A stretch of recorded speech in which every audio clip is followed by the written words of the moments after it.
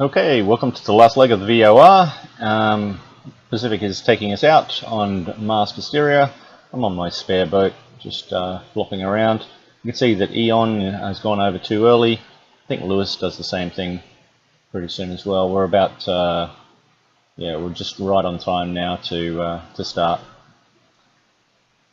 Beautiful day out here at Gothenburg, and off to Aarhus for the first turn. So travelling down south to begin with. You can see that Slow-Mo went over first, Pete Gregg, Peppers, Steiger, Team Mars Hysteria, and then Eagle Pete, Tommy Codds, who was to the north, went over, and then Dingo and Orbiter. Blackbarrow, John, Zilla, and the Dane. Anyway, I went to bed, and Pacific did great work again overnight. Well, my night anyway, during the day. And when I woke up this morning, dawn was just appearing, and Blackbarrow, if you can see him, is just off to my port there. I'd had two computer crashes, and, well, Sailaway crashed twice, and instead of being 0.5 nautical mile in front, we were even. So that's my excuse anyway. And for those of you that don't know, logging on and logging back off does seem to put you behind a little bit. Anyway, a little bit further along, as we're coming up to the first mark, and you can see that Blackbarrow is behind us again, but very, very close. He will eclipse us in a moment, and we will be in his wind shadow. He does great work here. Even though I'd been manually sailing for about 3 hours, at this point I was auto because I was recording, and he just had our measure, or my measure. Mars Hysteria needs a little bit of a clean on the bottom, I think. And there we go, we see him zooming up close to us.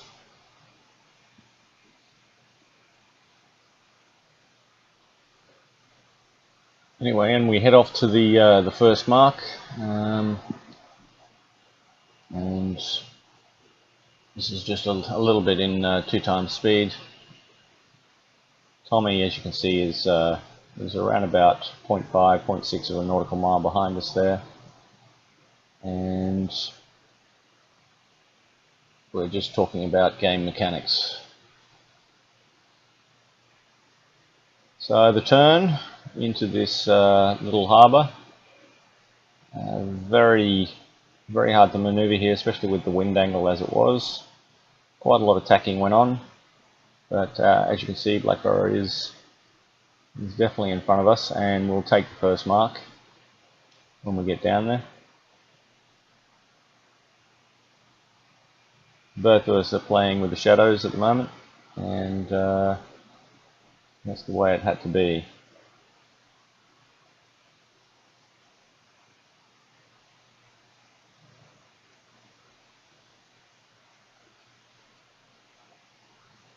He's turning, and like a ballet, I'm joining him in that.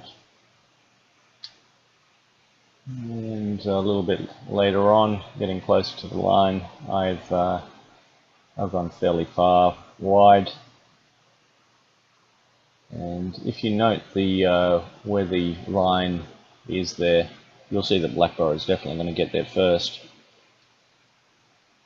But we're not that far behind him. I mean, we're on a scale of 0.1 of a nautical mile here. I think it's zoomed in as much as I possibly can. And I'm at the bow, just trying to point the boat in.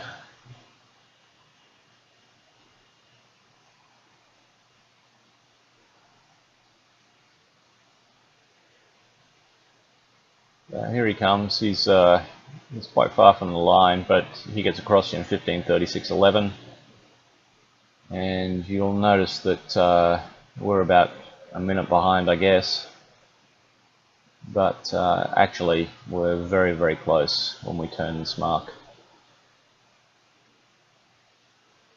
And I do something stupid here. I turn into the wind before realizing, and I just haven't quite got it. I go through the mark, so that would have been a penalty. Anyway, so we're 15, 36, 57, and Tommy Cods is not too far behind us. Just a couple of minutes. A little bit further on, and as you can see, I'm still shadowing Blackborough here, trying to make a little bit of a wind shadow. It was very hard at this angle to keep close to him while still trying to get the speed to get beside him. So I had to basically go into the shadows as we were coming around the next headlands to catch up to him. There's just something about team boats that are just a little bit slower sometimes.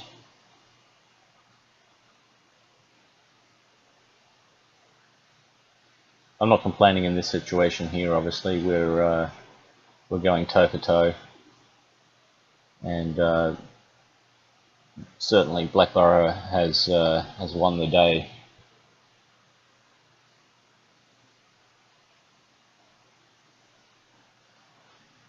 I probably should have been much more manual in my approach in some of these sections, but when you're playing for 5 or 6 hours, it gets a little bit tiresome.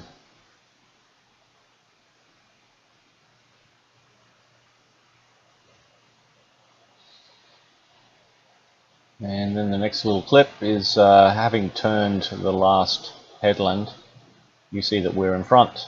That's basically because I was sneaky, and I got the angle right close. We went into about 4 meter waters, and I turned around a little bit closer to the headland there, and he went a little bit wide, and so once again took the lead. Lasted for about an hour, I would imagine, and after that hour was up, once again he roared back in. I mean, he's only 0.1 or 0.2 of a nautical mile behind me anyway, and we played a little bit of cat and mouse. I was trying to keep on the windward side of him, and eventually he slotted out to starboard. Okay, and just a quick look at Windy. At the moment, Blackborough is in front of me by about 0.3 of a nautical mile, basically because I had to log off and log on to my other computer. That's okay, because I had to do this video, and I'm hoping that Pacific can catch him later. It's only 0.3 of a nautical mile. It's a long way to go yet, so. But you've got us and Blackborough there. You have Dingo chasing. We have Tommy going wide, trying to get the better angle. The Dane, who was caught up for 2 or 3 hours around the mark. And we have, is that full moon there? He just turned around. Is that, that's a full turn there. That's quite strange. We have John 303 doing a little bit of zigzagging there, but we have a lot of these boats who have actually turned around. Zen, Eagle Pete, Peter Gregg, Steiger, Jasper. Oh, there's El Patron there. Started a couple of hours late, but doing good catch up. Vitali and Chuckzilla. All right, so we'll see what the day brings, and hopefully I'll get back to you before the end of this race.